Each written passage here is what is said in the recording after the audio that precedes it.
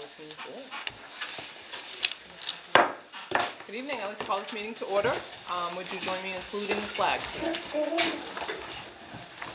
I pledge allegiance to the flag of the United States of America and to the republic for which it stands, one nation, under God, indivisible, with liberty and justice for all.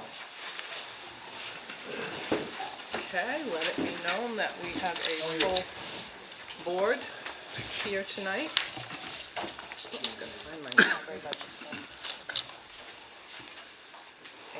And we're going to begin with the school budget introduction. Welcoming Tim Curtis and Ryan Arnold here this evening to give us their take on the school. Welcome. I'll try to speak up. Oh, I'm sorry. Put the mic down so it's pointing right at your face. Okay. Can you hear me? Nope. It's on, right? While the superintendent's handing that out, I'll give you a brief idea of why we're here tonight.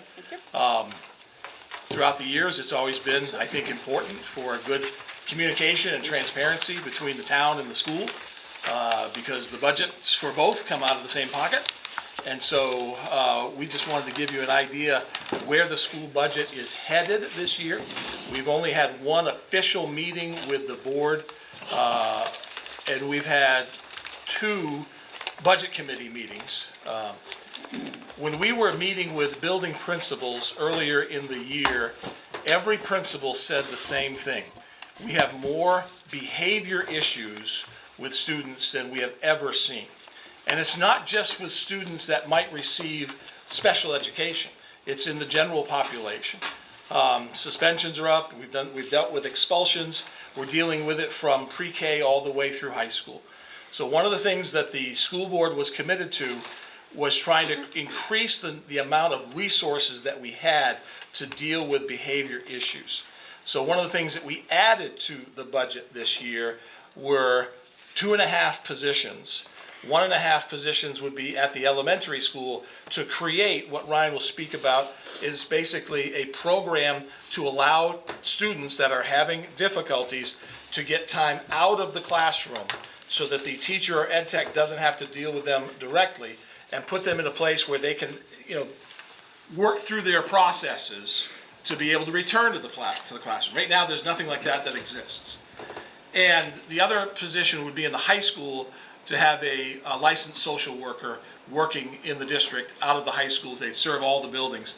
We're one of the few districts around here that does not have a full-time licensed social worker in the district. And that's something that we thought was important to add to the budget. So anytime you add that to the budget, you're increasing costs.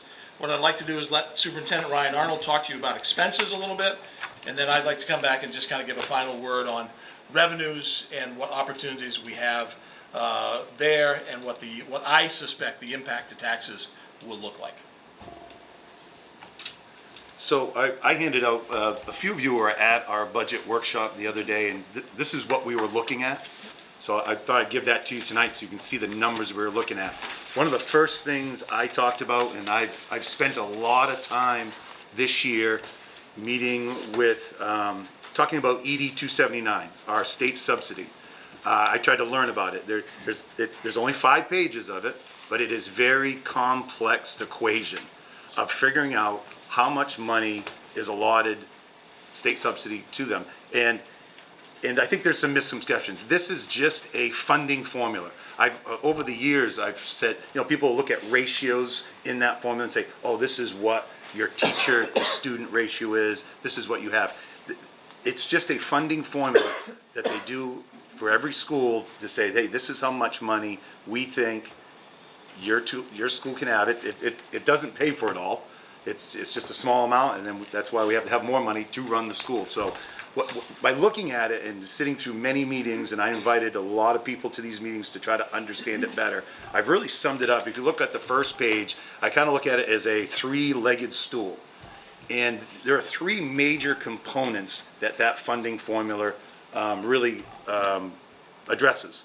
One is the state evaluation, and I know we've talked about that, how the state values your town. And it's based on a 3-year average. So in there, I showed you last year's state evaluation, and what has happened to our town's state evaluation, it has almost doubled since 2019. And I feel like it's gonna continue to go up. I don't know when that's gonna stop.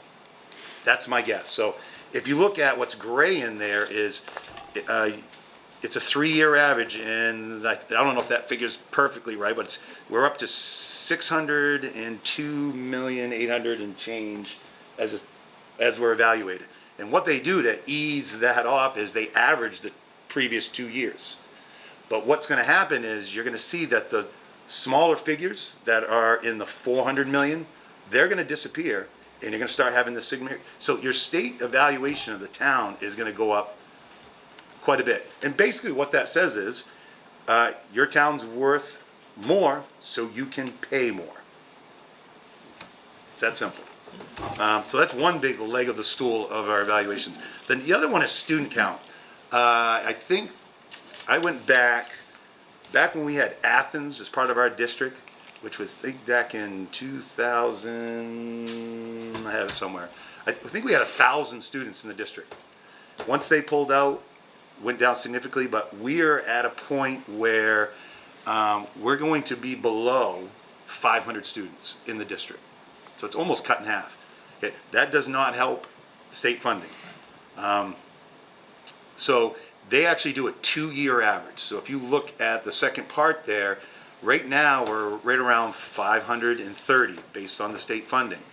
Next year I'm projecting we're either going to have 500 to 510 students, and we can look at that in the next few pages. So our average is going to be about 510 next year. So that also hurts our funding. If student population goes down, we get less funding.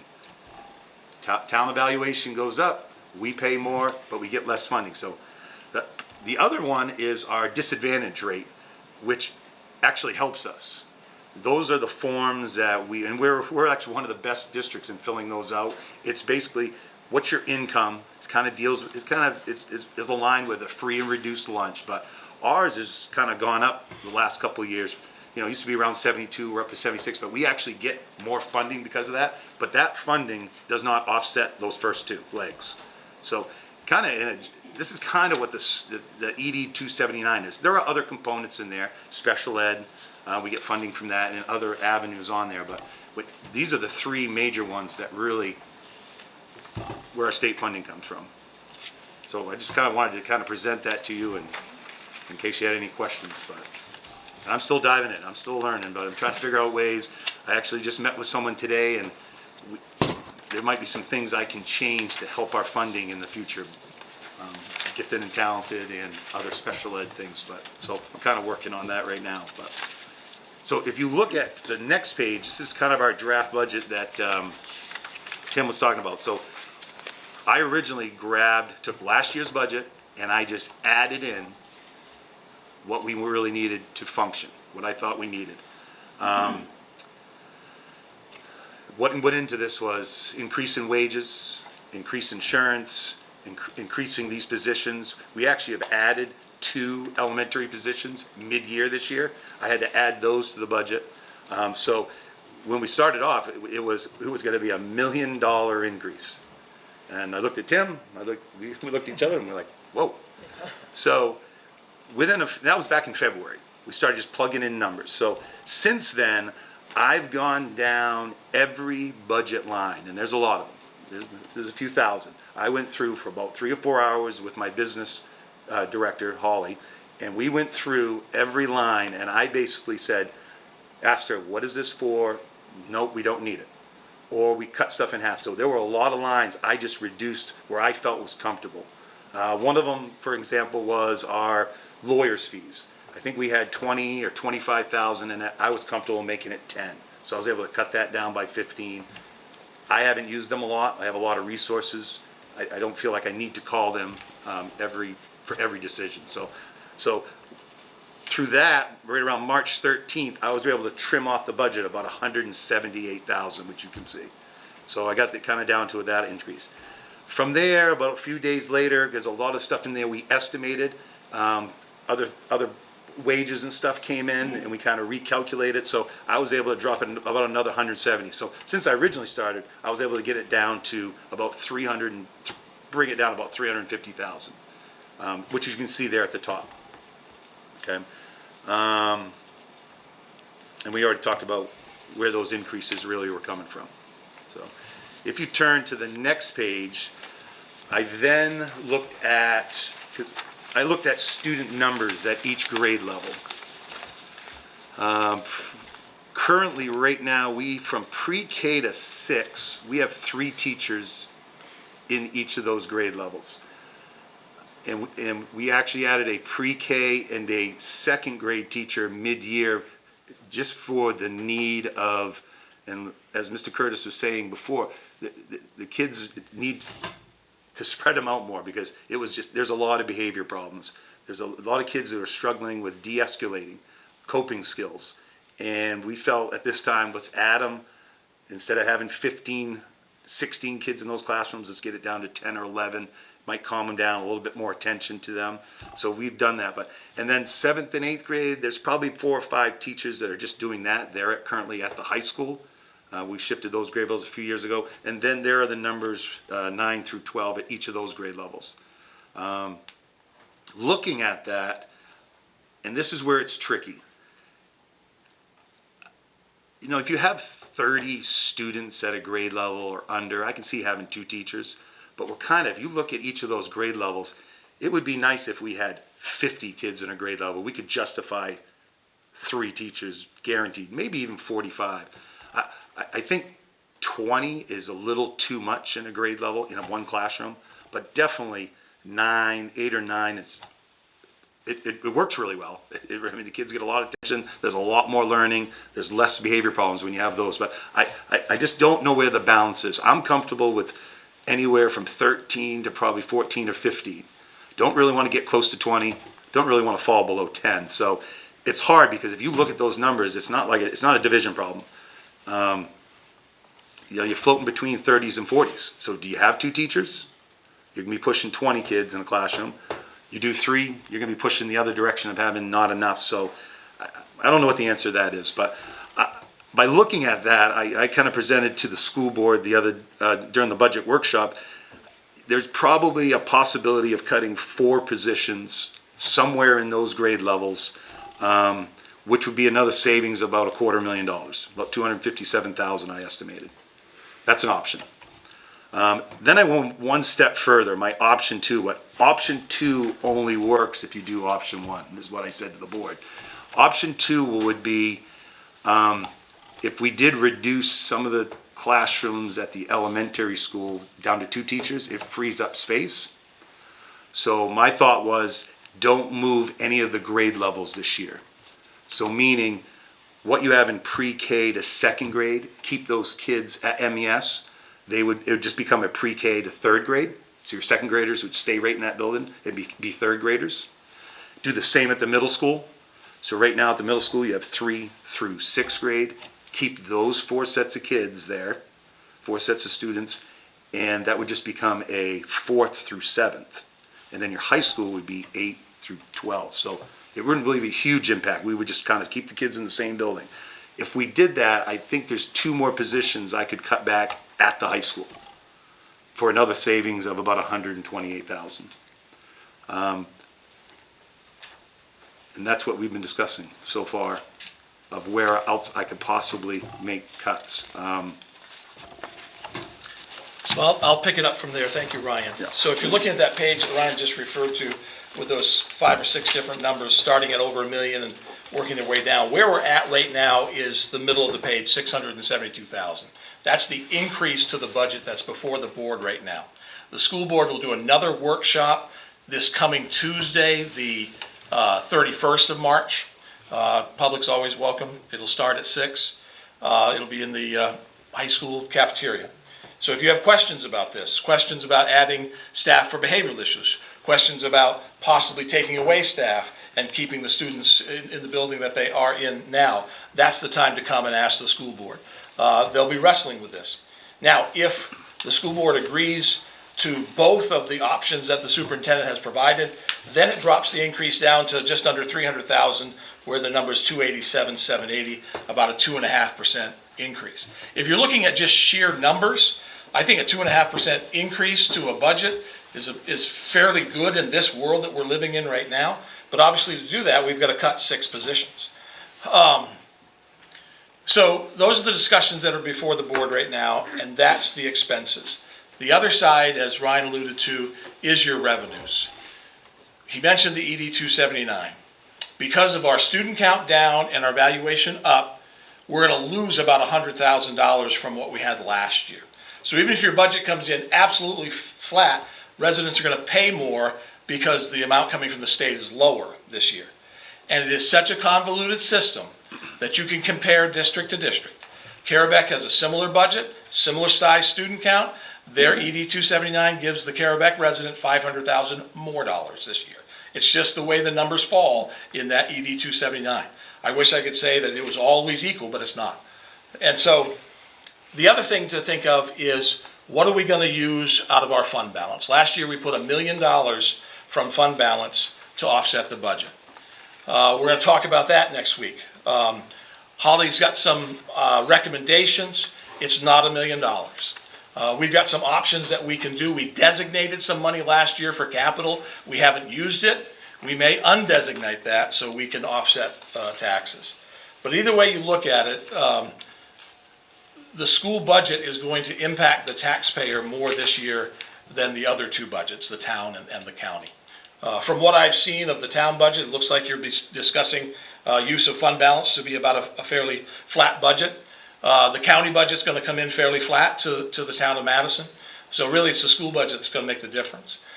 You've got a little bit, from what I see in the state site, you have a little bit more revenue sharing coming your way this year than you did last year. So that's going to help. Just 30 seconds on setting taxes.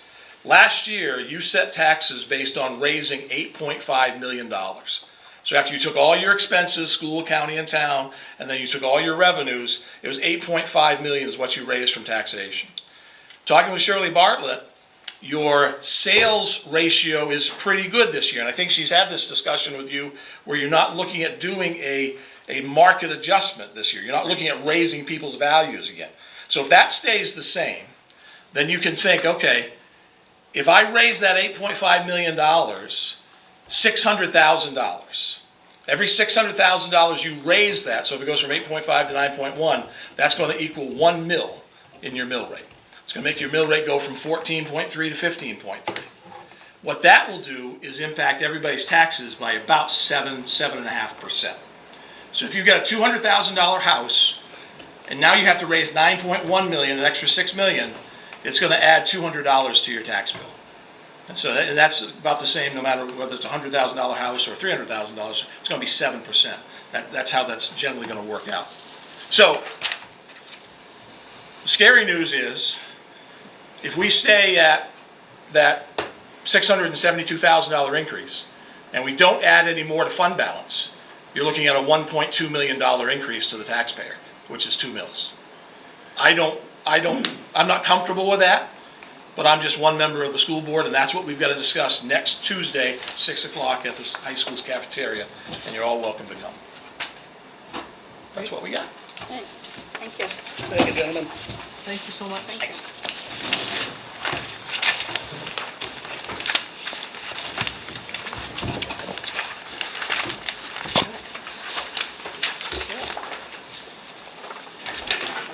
Okay, so next we're gonna do the town budget introduction.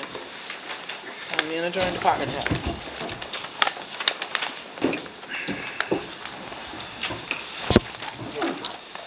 You want to come up?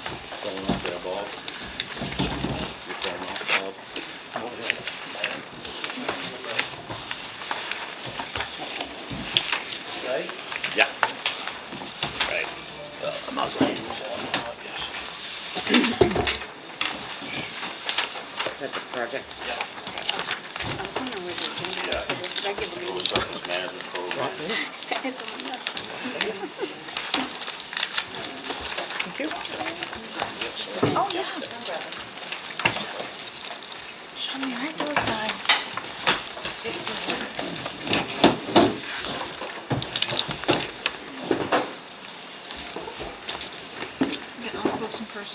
evening.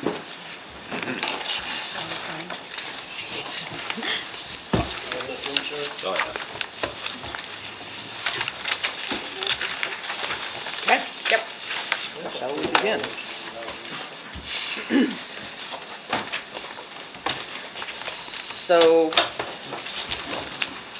where do you want to start? Do you want to start with the departments that are here present? Yep, let's do that. Okay. Julie, you want to go first? Love to. Well, Fine. So that would be on page,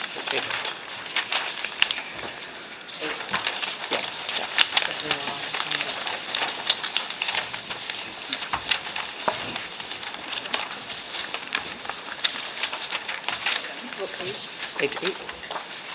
So for anybody who's sitting behind us, something that bugs me sometimes is when I come and I sit back here, I don't have all the papers that everybody seems to be looking at. So I have other papers if anybody wants them. I'm just gonna take a minute and pass those out.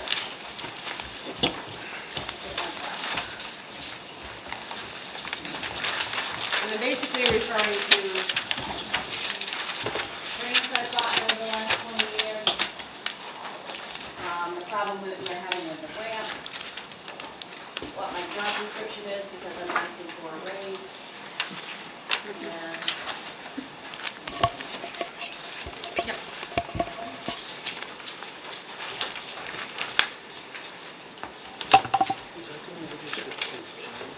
Yeah.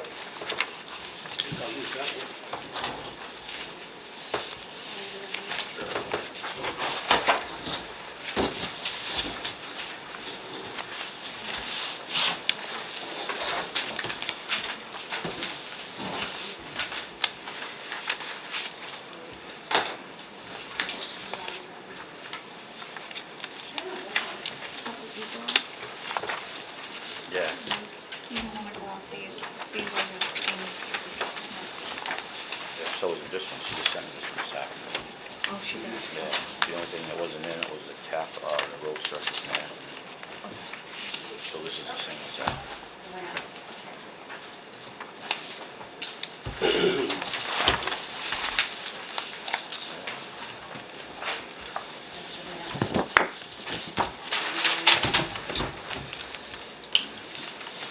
there are a few extra budgets if anybody wants one. Yeah, well, I gotta sort them all out.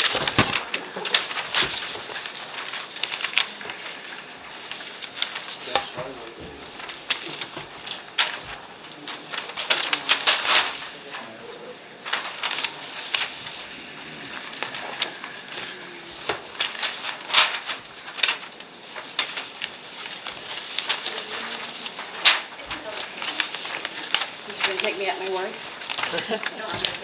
Oh, okay. Yeah. Sure. So, the ramp obviously will be capital. But the grant list goes with that. Donnie and Jeff, you're good? What? You're good? You don't need any of this?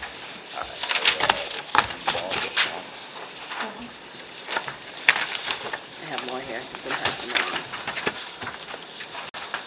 So at the library, almost everything stays static. We pay the same bills year to year. I was hired 26 years ago. I've worked as a head librarian for 14 years. Except for salaries and sometimes small increases in the book line or the supplies line, everything is static. We pay for fuel, whatever we pay for heat, lights, phones, postage. So the increase that you're probably seeing in our lines, and I have a little bit more difficulty reading these Excel sheets than, because I just read regular words. The biggest increase, I think we've asked across the board, Denise has recommended across the board 3% increase for staff. I'm asking for a larger increase than that in my regular wage. And I didn't make full copies for everyone for the reference points.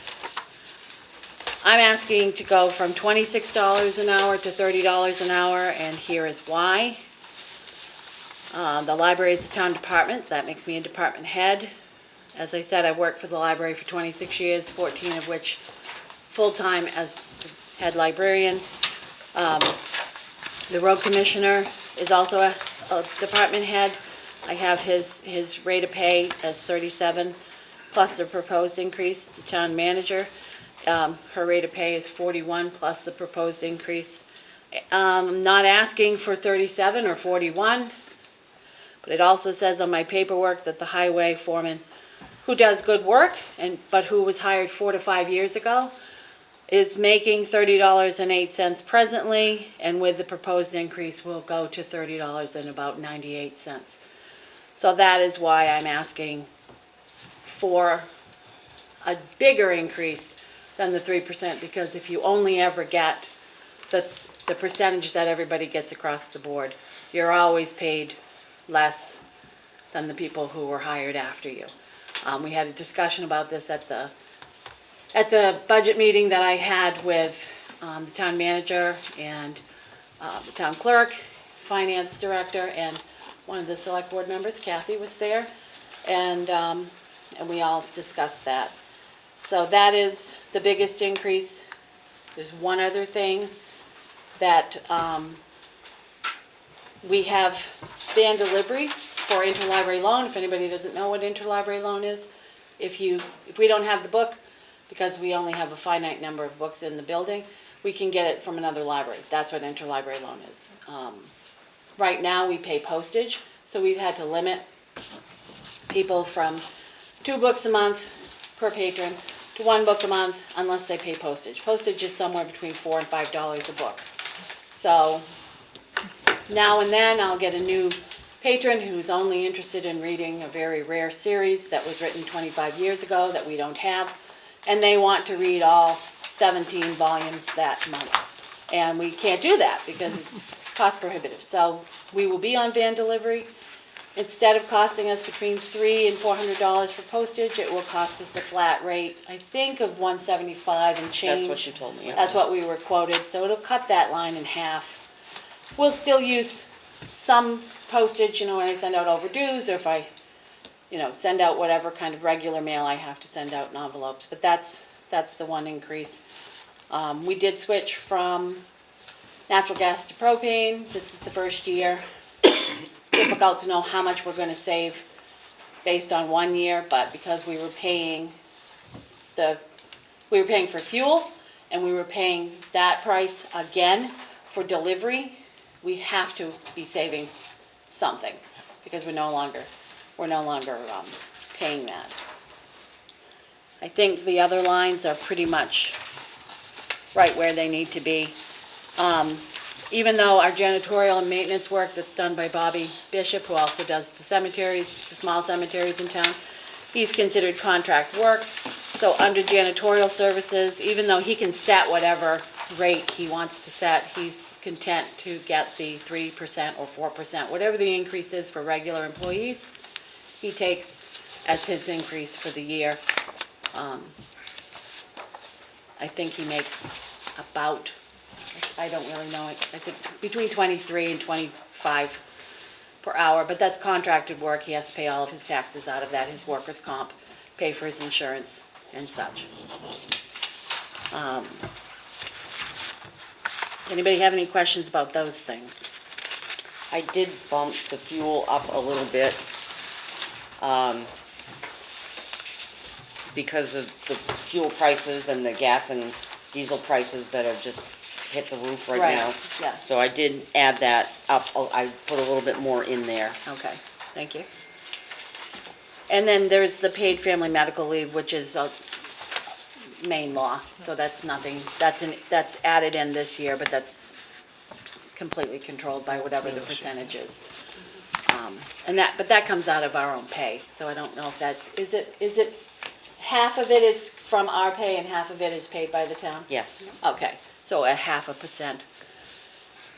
I included a copy of my job description in case anybody was saying, why does she want more money? Doesn't she just work at the library and read books all day. So, anybody who wants to go over that, it's a one-woman show there. I have two 15-hour positions. My workers are fantastic. I am there Monday through Friday. I am hounded to take my vacation and sick time, especially this time of year, working on it. Get off my back, people. But I love it. I'm not going anywhere. That doesn't mean I won't appreciate being brought to the level of at least the pay of a foreman. If I understand, it's not gonna go up $11, and it doesn't need to, but 3%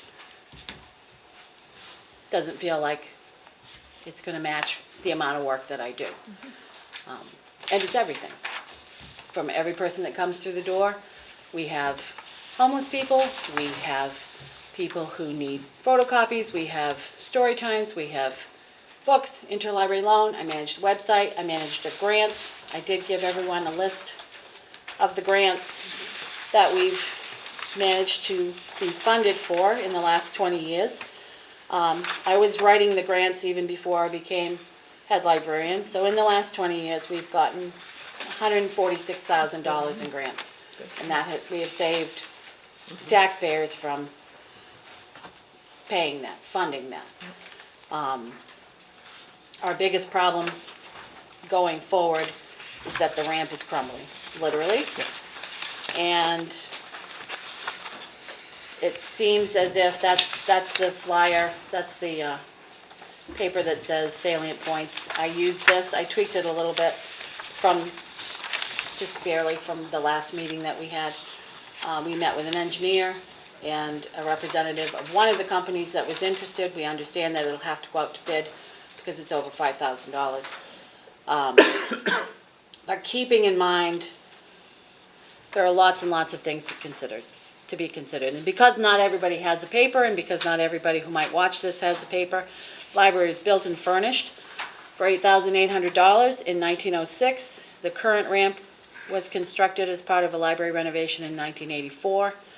We were listed on the National Register of Historic Places in 1989, so the ramp was in place. National Register of Historic Places is a little less stringent than the National Historic Landmarks, which would be something like Arlington Cemetery, or where Abe Lincoln wrote something famous or something like that, where if there's no heat to begin with, you're not going to put in heat. This is a functioning building that's still being used by the public, and you're allowed to make corrections, keeping the integrity of the building in mind, but it's not as stringent, as I say, as National Historic Landmarks. We thought we had enough money. We used about $2,000 to get the propane installed out of the $25,000 in capital. So that leaves us just under $23,000 in capital. Cheyenne won us a grant last year from Somerset County of $15,000. We have to use the first $15,000 out of capital before we can touch that money. It's supposed to be used by June 30th.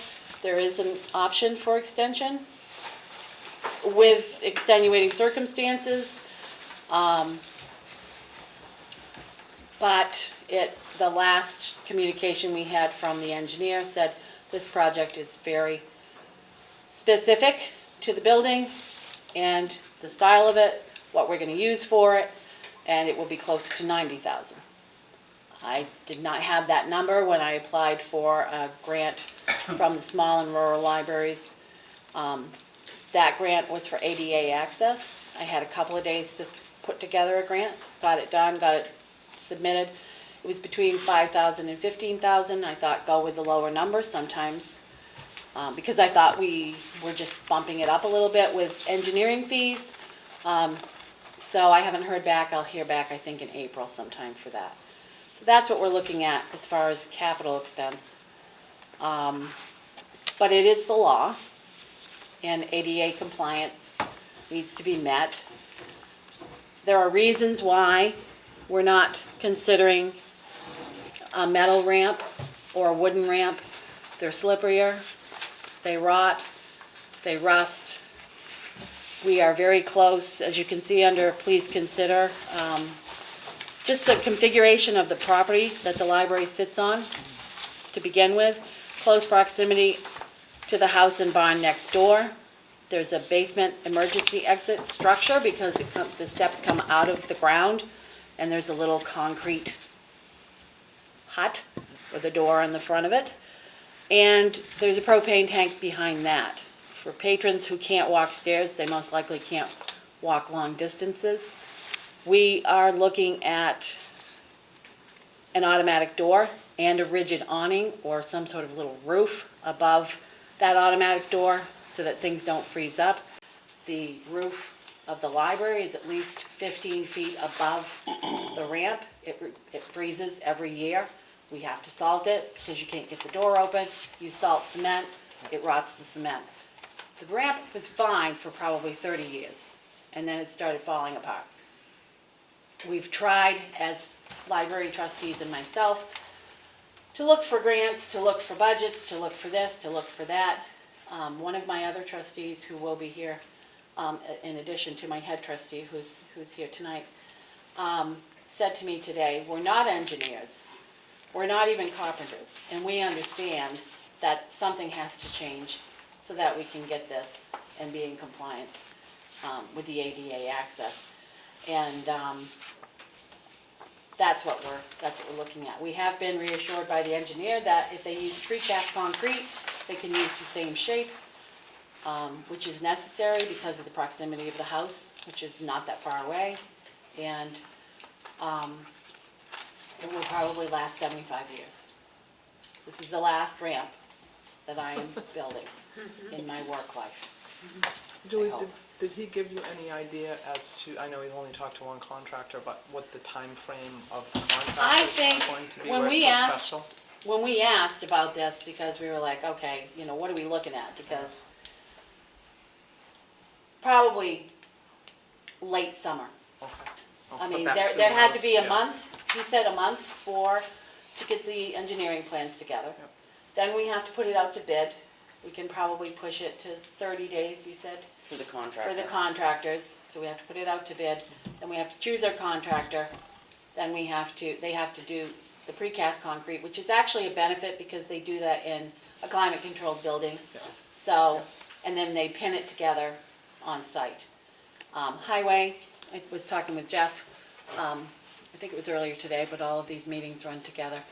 Highway will do the demo of the bridge portion, whenever they can fit it into their schedule. And also, the engineer needed the structure as intact as possible so that he could get his measurements before it was torn down. There's part of the ramp is in the ground, just like a sidewalk that's slowly going up, and part of the ramp looks like a bridge. If we take the entire ramp out, it's going to be a mud pit. So we're leaving the cement that's in the ground with, eventually when that bridge part goes off, we'll have another barrier on the top part of that, so people don't walk off it or climb on it or anything like that.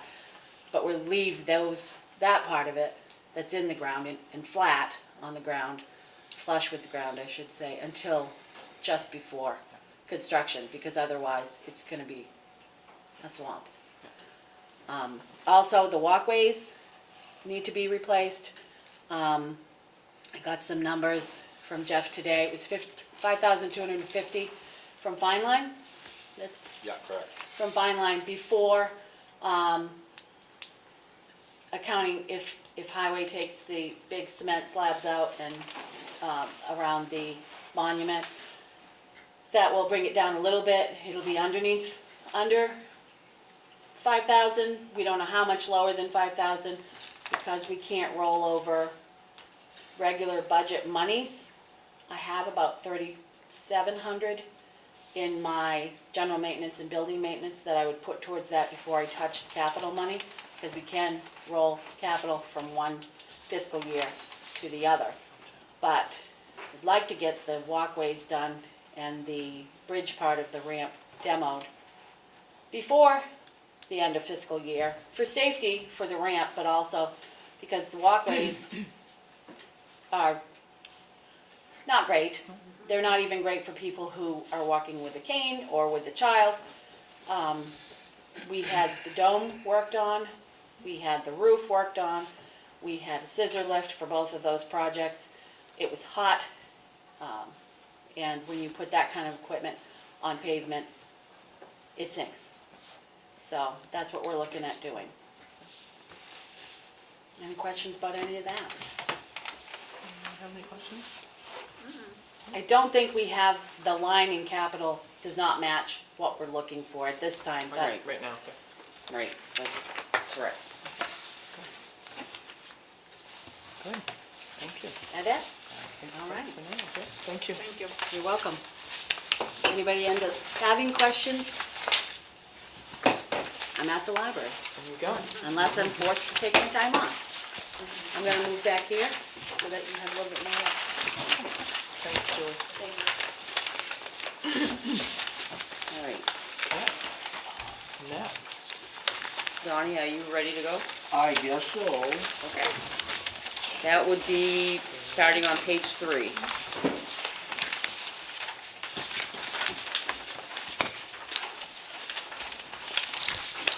My budget last year was $186,000. This year it's gonna possibly go up to $191,000, which is only like a $15,000, $16,000 increase. A couple of reasons why it's gonna go up. We needed to raise our gear line from 12,000 to 15,000, like a $3,000 increase. Overall pay scale for all the crew was like a 3%, which don't amount to a lot of money. I am asking for more money this year for a couple of reasons. I work 20 hours plus or under per week, which I think is $26 an hour, which is a pay rate of around $500 a week. My feeling is that I'm getting paid to be a secretary, not as a fire chief. I feel I have a lot of responsibility out there, which I do. I think I ought to get paid for some of that part. And I'll give you a couple examples. I'm going to use the town of Norwich Walk. They're the closest to us. They have a call volume about the same we do. Their budget for this year was $344,000. My budget was $185,000. They have a fire chief and a deputy chief. The deputy chief does the fire department's so-called office work per week.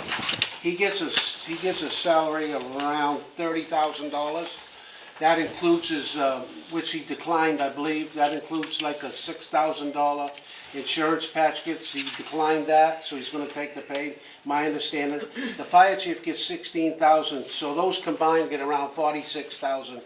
I wanna get my wages around $30,000 a year, which is not asking for a lot of money with all the responsibility I have.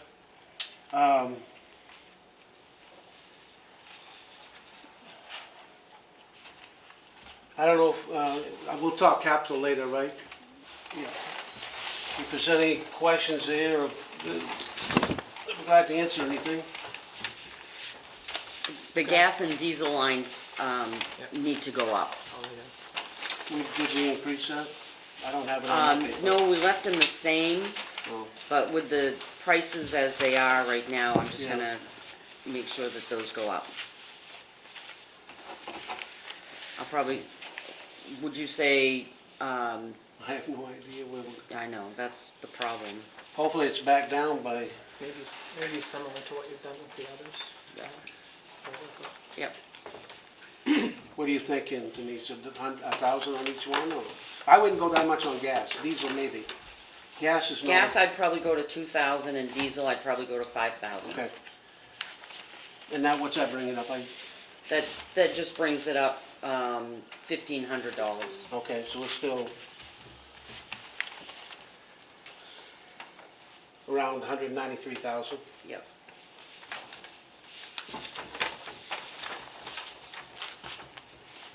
Which is really a pretty small increase.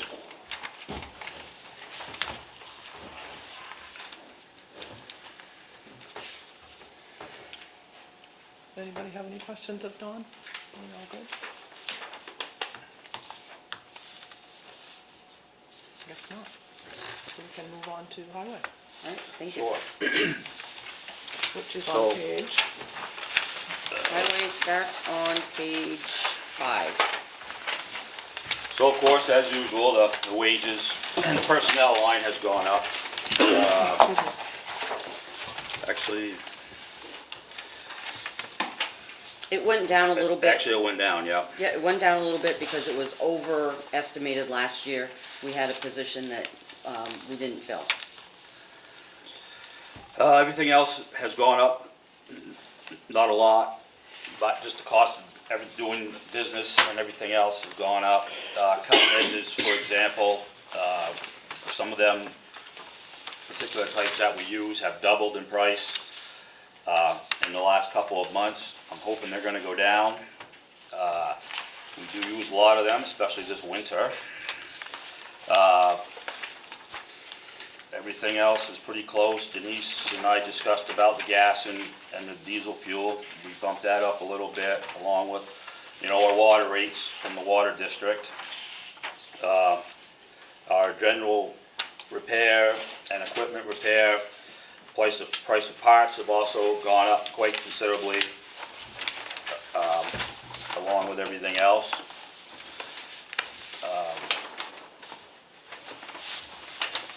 Just other small stuff, couple $100 here, couple $100 there. Left the road salt at 66,000, we went up to 66,000, cause that's usually a bid price, and those bids don't come out until, usually May or June. I did add a line for $10,000. We've been getting our sand out of the Trollton Park for the last 20 some odd years, and there's not a lot left over there. We usually generally put up 2,400 to 2,500 yards of sand at the garage every year. I believe that there's probably 1,000 yards left over there, so I put that $10,000 in case we had to go out and purchase some. We do have a pit down on Ash Street that we could dig some test holes in. That could possibly be some road sand, but obviously the ground's frozen and won't move forward with that till probably May. The contract Solon, which everybody always asks why, there's 1,700 feet of the South Solon Meeting House Road where there's no turnaround. So it's easier for Solon to come right down to Route 43, Horsetail Hill, and get turned around and head back to Solon. And I did confirm with Elaine that that's gonna stay 25. 25, okay. Yep. The mowing, the sweeping, the equipment rental, special projects, roadside spraying, those are all things that come under the special projects.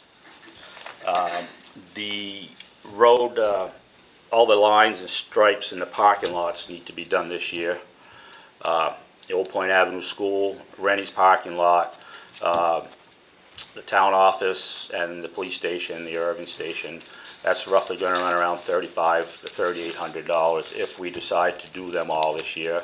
The parking stalls on Main Street will probably be okay for this year, but next year, they're gonna do a rehabilitation on Main Street, so they won't get painted next year, obviously, if that project goes through. What else we got? The mowing machine, we took that money out and put that into personnel, because we bought that multi-hog last year. That was gonna be our roadside mowing machine, but it was getting difficult to find someone to mow the roadsides. And we have a gentleman that will come in on a part-time basis that used to work for the highway department and do it, so I won't have to take a guy off my crew where we have one less guy. The road surface, we doing capital? We're gonna wait for that.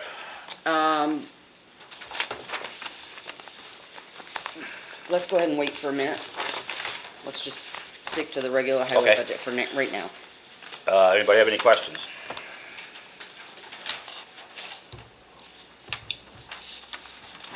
I'm all good. Everybody good? Yes? Yes? I guess we're good. Okay. Thank you. So let's go ahead and then we can do capital for a highway and then we'll do capital for fire. Okay. And that'll be on page 10. So I have $175,000 in for the capital expense, leaning towards back to the excavator again. This year, I do have it on the equipment line to rent one for the month of August at $5,000. And I have some projects lined up for that machine for the month. I'd like to move forward getting a new excavator and/or possibly a used one.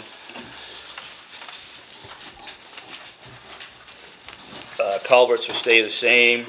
The road surface management is what you have in front of you. It's a 3-year plan out. As you can see, the Kincaid Road is on there. I've had, there was a resident that had gotten some signatures together to start paving that road. Out of the 22 homes on that road, he mailed out letters, and 11 of those got returned to me, with 2 of them opposing and the other 9 wanting it paved. It is a big expense. That number is wrong. I put that in there wrong. That should be 10,000, almost 11,000 feet, not 2,000 feet.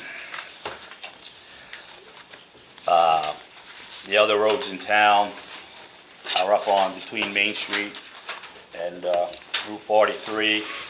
And the town office is falling apart, crumbling, pretty quickly. The water's not getting out of some places. That would require an excavation and a regrade, because if it gets overlaid, it will put it too high and not get the water away from the building. So in conversations with Fine Line Paving, obviously they'll have to go out to bid, but if we did some of the work in the excavating and the grading would, be a help. And then the other roads are just in the up and coming. The last page is your road condition decline curve. Most of our roads, as you can see, are in good condition or just routine maintenance. And as you get down to the right in the red and the orange are like the Boardman Road, Maple Street between Main Street and Pine Street. Some of those will have to be ground and reconstructed.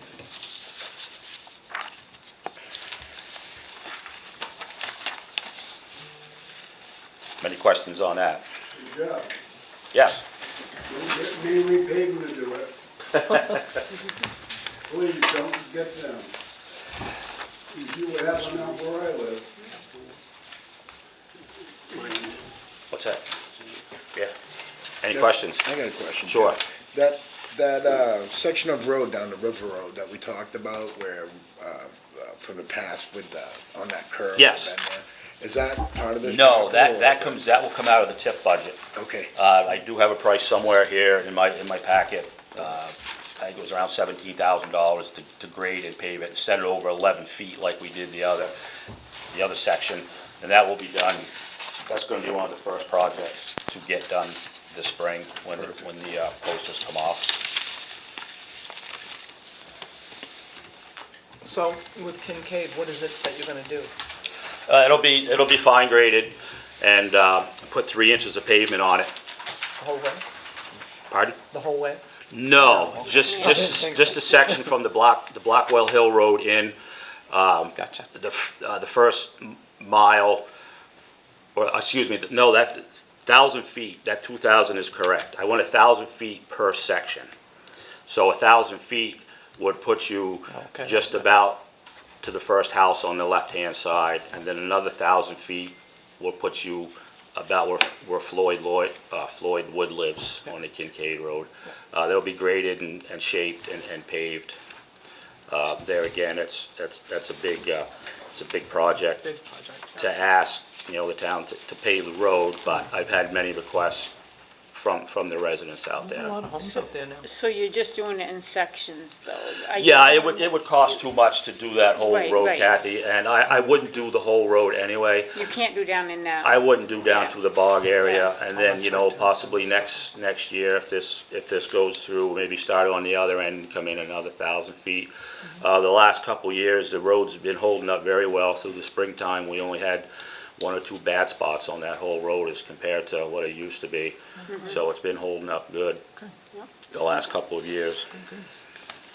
Peter Elias has a question. Yes, Pete? Pete, we can't hear you. Hang on. Let me check something here. Hang on.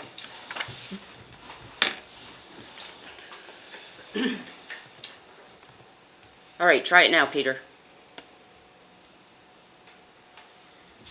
Technology.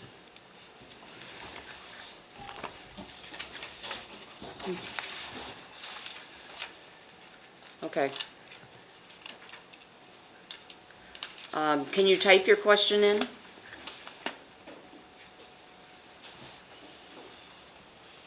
Okay, Robin can hear him. Why can't we hear him?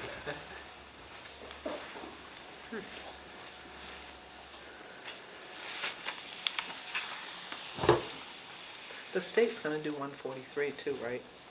I mean, not 140, 43. out Yes, they're gonna to the start at the town. light and go right all the way to Athens. Oh, yeah, oh, Yeah. wow. Yeah, it needs it. Yeah, Sort of, yeah. 12 corners out it does. What's that? With 12 corners out it does. Yeah, yeah, I definitely. might be. This side isn't too bad. Yeah, Yeah. no, the side. This side's fine. Wow, from the town.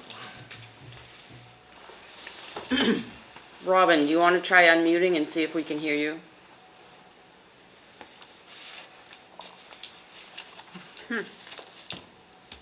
Technical difficulty. I don't get it. Okay. Peter says he'll ask his question on Wednesday. All Okay, right, sounds good, Pete. thank you. Any questions on the roads? Sidewalks, the DOT is going to do Route 43 from the light all the way to Athens. The sidewalk on the opposite side of the town office needs to be redone, and that granite curb needs to be taken care of and picked up and fixed, or whatever we decide to do with it. Cost estimates are right around $35,000 to $40,000. We do have some money left over from capital sidewalks from last year, and I believe there's some money in TIF too, isn't there, for sidewalks? No, I think you took it out for sidewalks, for TIF. For TIF, okay.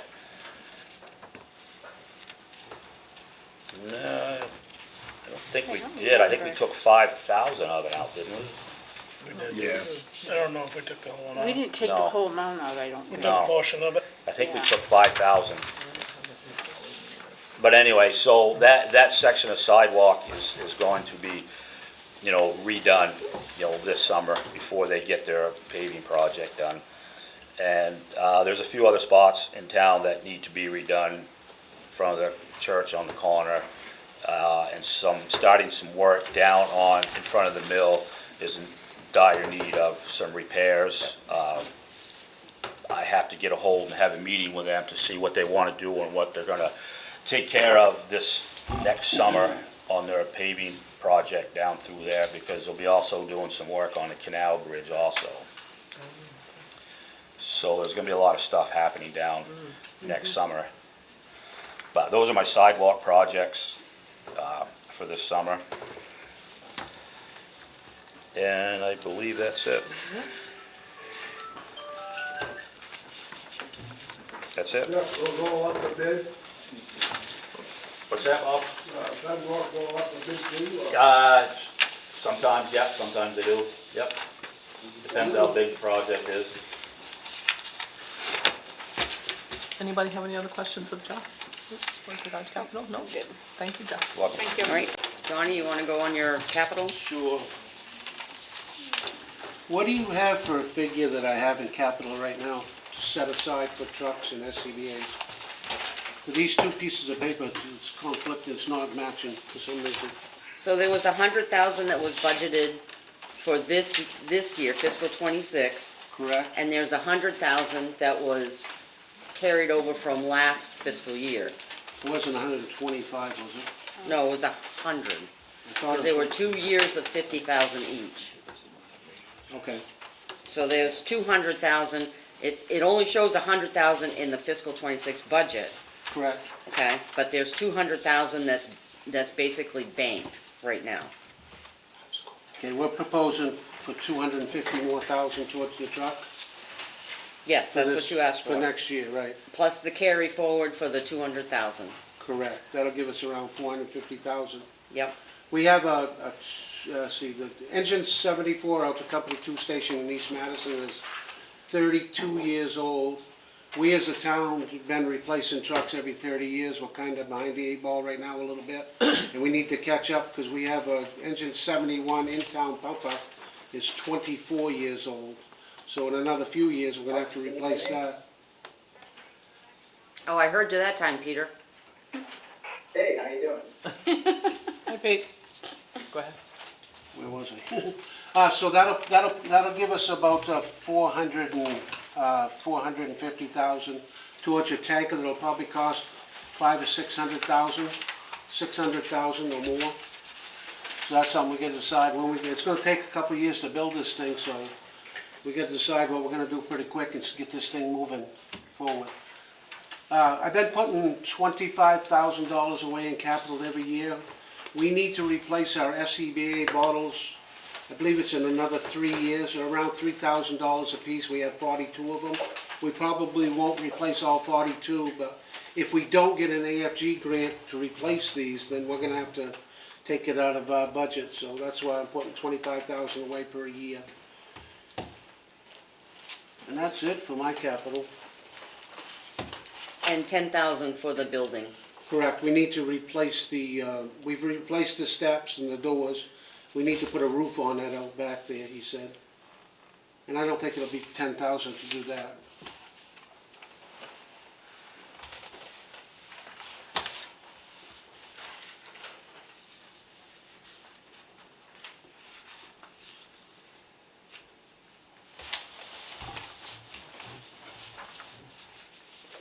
Any questions with regard to Don's half bill? No? Okay. Thank you, Don. Did you want to get back to Peter's question? Oh, Peter, now that we can hear you, what did you want to ask? Uh-oh. You can't hear me. So you can hear me now? Yes. Go ahead. I just wanted to be clear, what are Donnie and Julie asking for pay increases? Or are they asking for anything specific? Chief French is asking for a $5,000 increase in his stipend annually, and Julie Forbes is asking for a $4 an hour increase in her wage. What are they both making now? Julie is at $26 an hour, and Donnie is at $480 a week for stipend. It would put his to $516 a week. 480? $480 a week.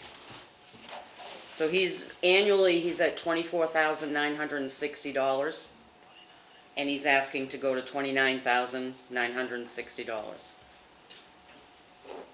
Donnie, how can you buy groceries? I can't, buddy. Sorry. I know this is inappropriate. I'd be glad to have more, Pete. Is that it, Pete? That's it, I just wanna put my vote in for not paving Tuesday Road, but I understand that other people have a different situation than I do. Okay. Okay. Moving right along. All right. I would like to go to let's take the public safety on page 3, sorry. Um, page 30.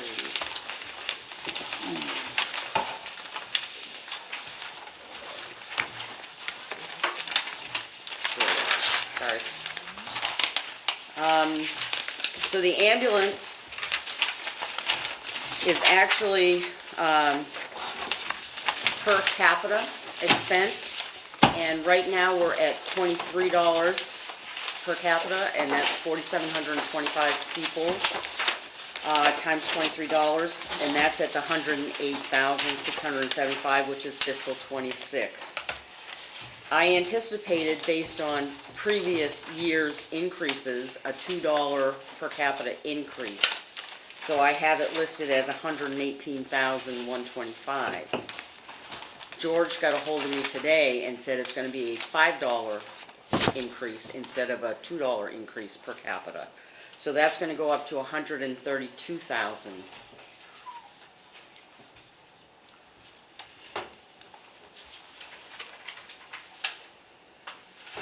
So, and that's one of those costs that's outside of our control. We don't have any way to say, no, we're not gonna pay it.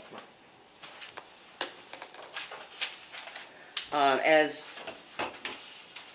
Tim mentioned earlier, the sheriff's department is fairly flatlined. They went up a little bit, from 567 to 575 estimated.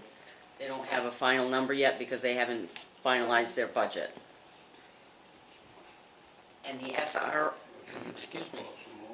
the SRO is going from 40,000 to 50,000.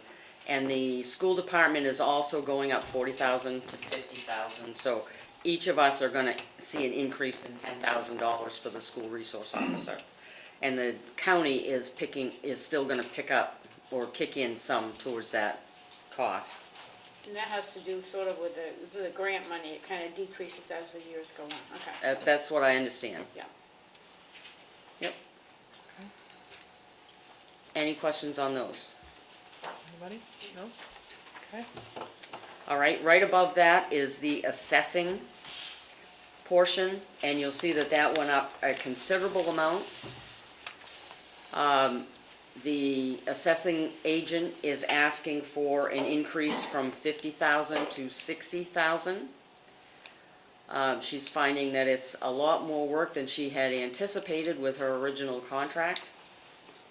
And she's asking for an additional 25,000 to help with the cost file updates.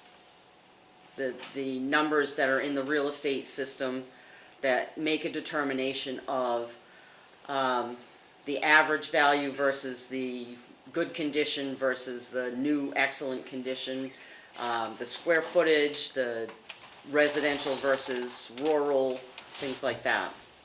So those numbers have not been updated in several years. So will she be doing that work? She would, no, that 25,000 would actually be for somebody else to do that work. Okay.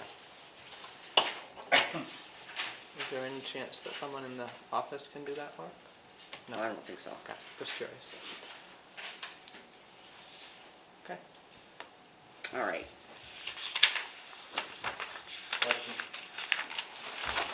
Yeah, Chris. Oh, sorry.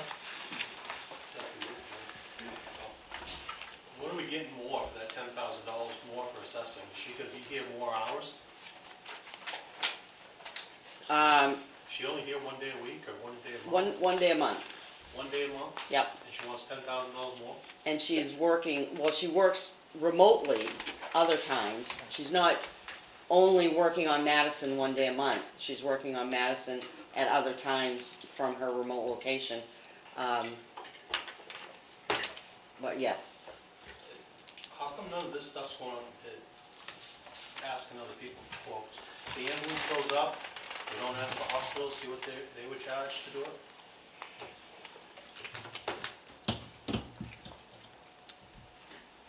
Good question. To be honest, I never really thought about it, but that's not a bad question. We're facing some tough times in Madison. We just witnessed last fall, a group of elderly people come in here and said to all of you, we can't afford our rent to go up. We can't afford our rent to go up anymore, we're gonna lose our home. If that don't open anybody's eyes, I'm not, I'm No, sorry. no, I know, I just wanted to respond to that. We need to start thinking about the elderly people in this community. I We need agree. to keep these people in their homes. Yeah, I agree. I mean, I think we all agree. We did do, I think you're talking about the folks that were renting from Perkins. Correct. We did do an abatement for his taxes. That's great. So I And it appreciate helped that. him, he had, But you there's know. elderly people that's in their home. No, I know, I'm They just can't talking about that afford particular their case. taxes. Yeah, Their social security don't go up as much as their taxes are going up. no, no, You know, that pulls on the heartstrings a little bit. yes, it does. Thank you. Maybe that's something we could look into, you know, as far as, Yep. I don't know what the process would be as far as the hospital goes with the ambulance. I'm not sure about that, but, I am not sure either, so, Yeah. but I will look into it, and I'll Talk try to to have an George. answer before Wednesday night. okay. I don't know what the process is for I that don't either. know. We've just always had. It is. As far as the assessing services, Those are tough, there's a Those are- very, there's a They're hard to get. shortage. big time shortage for assessing. Yep. Did you have a question? Oh, did you have a question, Don? Oh, no, no, Oh. I'm just trying to hear, I couldn't hear. Oh, okay, sorry. Okay. But that's a good idea, we should do that. Thanks, Chris, for that suggestion. What are you gonna check on, the I'm gonna check Fairview? look into the ambulance service, maybe someone else providing to see, I mean, I don't, you know, we've never done that, so it wouldn't hurt. And then the other is The assessing the services. assessing services, we can look to see if we can, those About are, all that's those. gonna be tough to find Assessing's someone. hard to find someone. I mean, we can't even get anybody to do a revow for 3 years, so it's really, really tough out there to find people to do that. Yeah, Or- that's a- I wish I could do it. Okay, anybody else? Y'all good? Okay. Okay. If you'll turn to page 6, we'll talk about the recreation budget for briefly. Right now, we are on the tail end of our recreation director, and we have an interview tomorrow afternoon for somebody. So one of the, page 6 and page 7, you'll see that the personnel services for the Preble Avenue fields has gone up, while the personnel services for the recreation director has gone down. The principal reason for that is that some of that budget on the recreational director line was actually to help cover the Preble Avenue expenses. So it's just allocating it to where it belongs.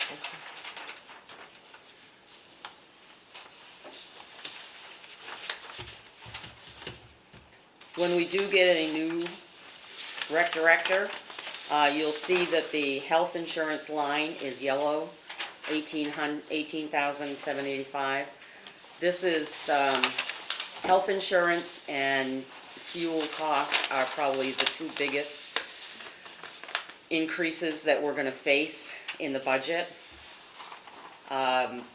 Tim was saying something about the county budget had actually gone out to bid for health insurance for the county workers because the Maine Municipal Employees Health Trust was so high. And it continues to grow almost 10% every year. So that's something that I am also gonna be looking at doing. But for the time being, we're kind of stuck on this one for right now.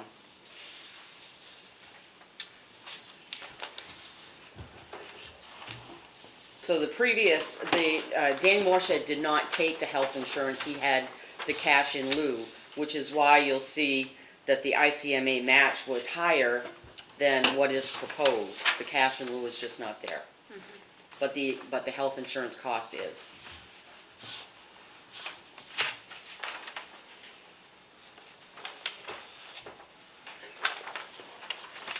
There's also a $3,000 MyRec software line That is the new software that we implemented for the rec department last year, where people can go online and sign up their kiddos for sports events. And that's the annual cost. I think it's $29.80 or $29.60.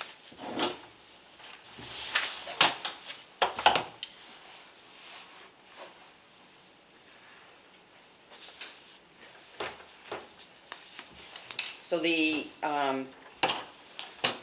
rec department budget increase of about $8,000 can be specifically tied to the health insurance. Because, right, So if it wasn't for the adding the 18,000 for health insurance and the $7,000 cash in lieu coming out, it would have been almost a flat budget for rec.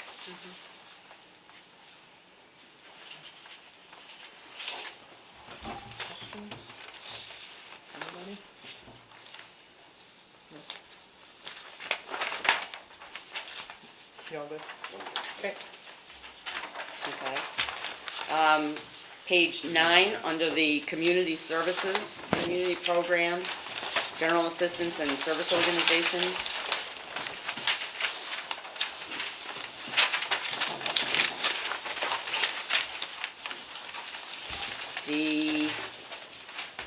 I have a couple of corrections to make there. So the line for the food cupboard, I have it at 17.5. We've been giving them 16.5 for a couple of years, 2 or 3 years at least. They have actually gone up to 18,000 in their request, not 17.5. So is that a correction? Yes.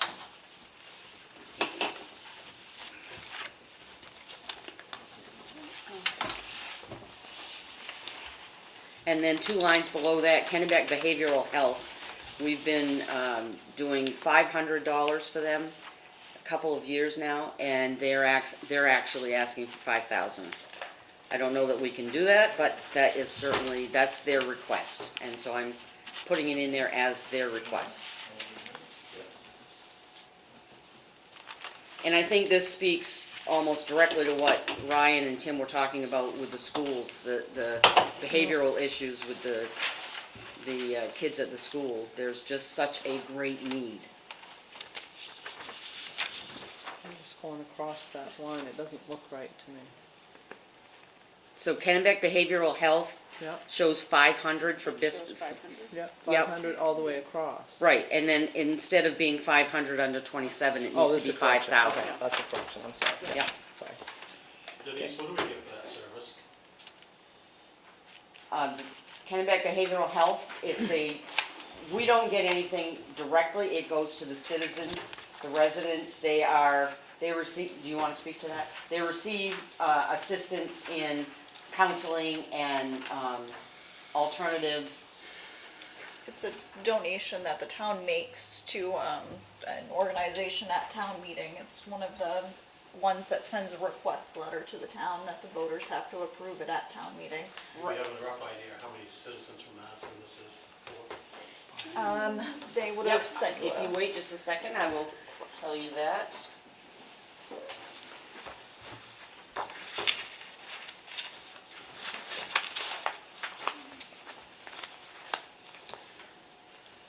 In fiscal year '25, Kennebec Behavioral Health served 254 residents of Madison, delivering more than $300,000 in uncompensated care to individuals who were uninsured or underinsured. Thank you. Yep. Can I ask you questions about the Madison Business Alliance? Yes. I'm just following along from Chris's question.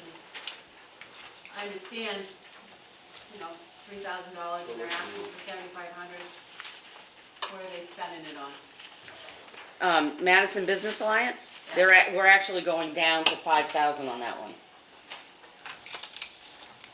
So they had asked for more a couple of years ago, because they had administrative assistant that they were using to help promote Madison businesses and the events that were happening, the Christmas tree and all those things, and the Christmas parade and whatnot. So they no longer have an administrative assistant that's doing all the work. It's pretty much falling on the committee itself to do the work. So that, I'm gonna double check with the Madison Business Alliance. I don't believe that they're gonna even ask for a full $5,000. I think it's gonna drop even further. Okay, I'm on the Christmas committee, so there was somebody from the Business Alliance on the committee, but the rest of us weren't paid. We just did it as a community service, so I was curious. Yep. No, it goes beyond just the Christmas stuff. Right, but they're also promoting businesses that make money, and that, they would get something from that promotion as well. Yep. Sally, does any of that money that goes to the business lines come out of the TIF budget? No. Don't believe so, no, no. I don't think any of that stuff like that. Okay.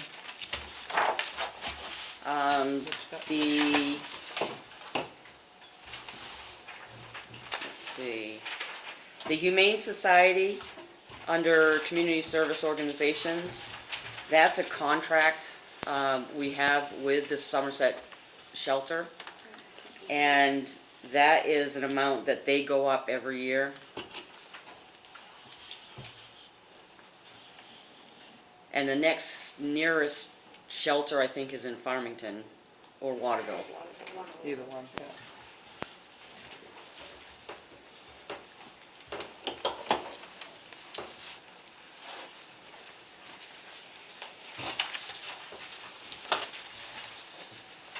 Anything else?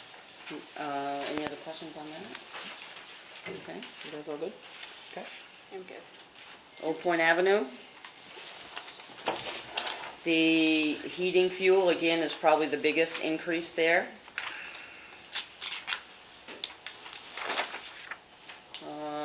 There is no other increases to look at. Somebody's telephone. The ice rink is Useless.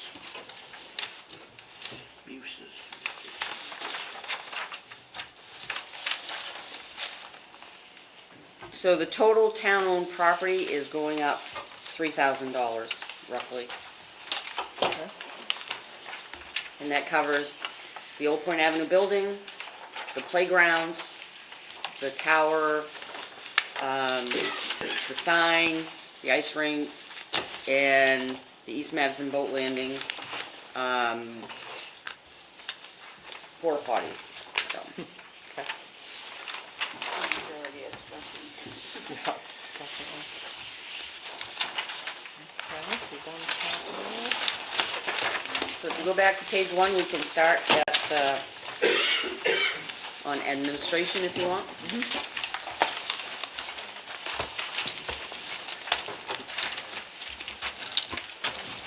Again, the biggest increase is the health insurance. Yep. We also increased the fuel line. I've increased the training. We still have relatively new people. We've got a new CEO, we've got a new finance person. We want to make sure that we allow for training. So I've increased that line.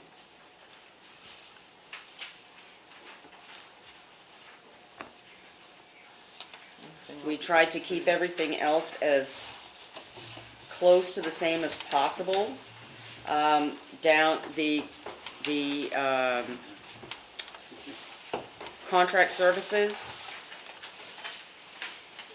we looked at dropping the legal, You see that?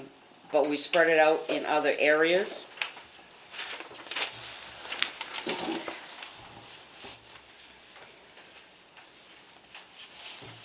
The town report is gonna go up just a little bit. the photocopiers. The photocopiers, we actually changed the company that we're using for the photocopier. So I'm hoping that, well, not just hoping, but it was evaluated that would actually cost us less going forward. So the transition, you see this year, the photocopier is more than what we had budgeted for. Let me see, which line was I on here? Yeah. We had 3,100 that was budgeted, and it's already at 5,700. Most of that expense came from the previous photocopier, before we replaced it. The maintenance charge alone was out of control. So, thank you to Judy for finding a solution for that. Thank you, Judy.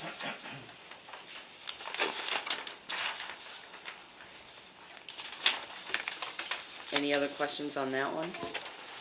Was the solution to buy a photocopier, a new one?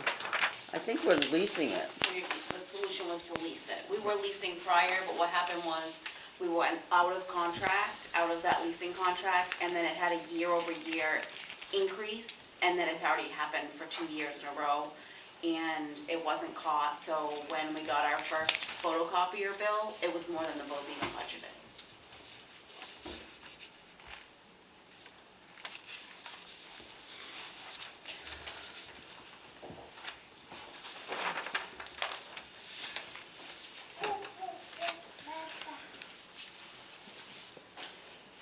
The CEO is, if you're all done with admin, sorry.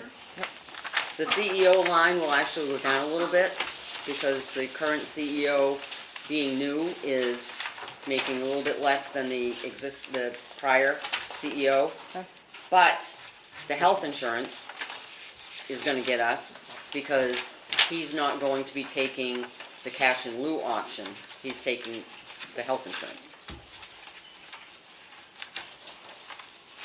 So that's the ultimate difference there in the bottom line at the CEO.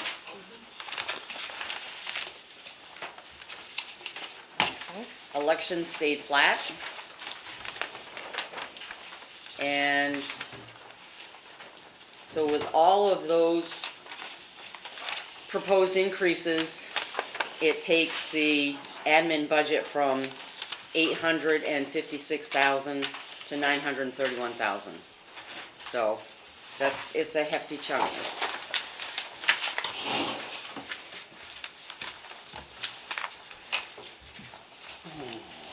Denise, I have a question. Yes, What is the cash in lieu option? $7,000 a year that goes into the employee's retirement account. They don't get the cash for it, they get it deposited to the ICMA. Does it change based on the actual cost of the health insurance plan? No, Flat amount? that's from way back when in the personnel policy, I don't know how many years ago. Yeah, it wasn't that many years ago, but yeah. And it doesn't change, it's the same no matter what kind of policy. Right. It's $7,000 a year. Okay.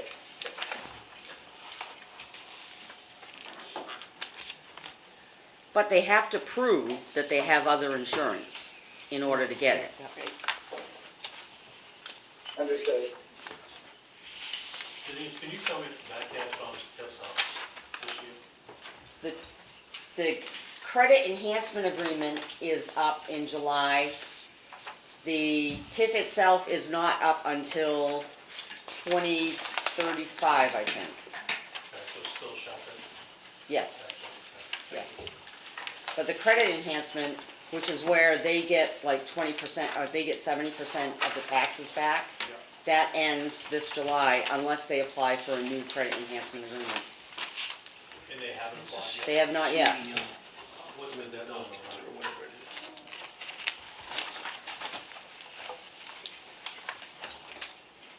I don't have an answer for you, Chris, I'm sorry. I would say that it would, if they wanted to have the credit enhancement agreement in place for July 1st, then I would say April 1st would be the deadline to get that agreement into us so that we can review it and go through it with legal.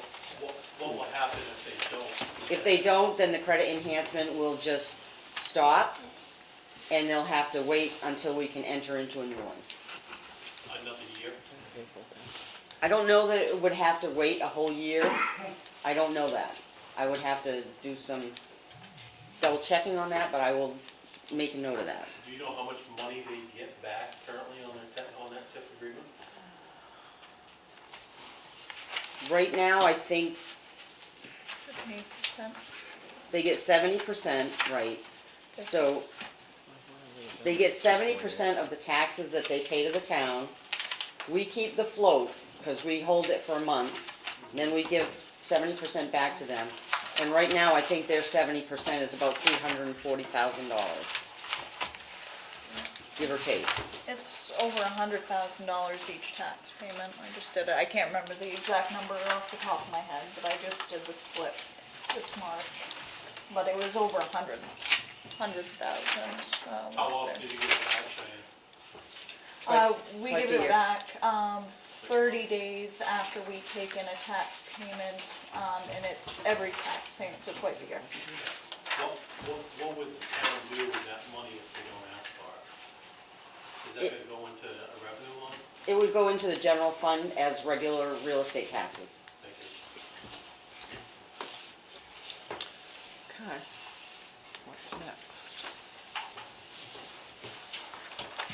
I think we covered it all. Those are all good? Okay. Oh, yeah. Well, there. Did we miss anything? No, for public safety, we've done, I think we've done it all. Okay. Awesome. Okay. Robin or Peter, do you have any other questions? Actually, I don't. All set. Okay, thank you. Well, I'm gonna turn this, session off for, the Zoom meeting, and then we'll get to the next session. Good one. Thank you, everybody. Are we setting a schedule up for the budget meetings? Recording? Yep, she's got Yes. one set up. Budget Wednesday. Okay. And- I just have a request. Could I be in on Wednesday? Because I'm not sure I'm gonna be able to make the second one if there is one. Yeah, we're hoping to get it all done. I'd like to get it done all in. Next Wednesday, Yeah, next Wednesday. No, this, This No, I'm Wednesday? sorry, This yeah, day after Wednesday. tomorrow. Yeah. Sorry, day after tomorrow. So you're something to Are we another doing office staff meeting on wages? it. Be all right. She can manage. it's over done with. Ooh, that'd be nice. That's awesome. So I'm Okay, gonna so, be transparent, but I'm asking for more. Can we take like a 5-minute break? yes.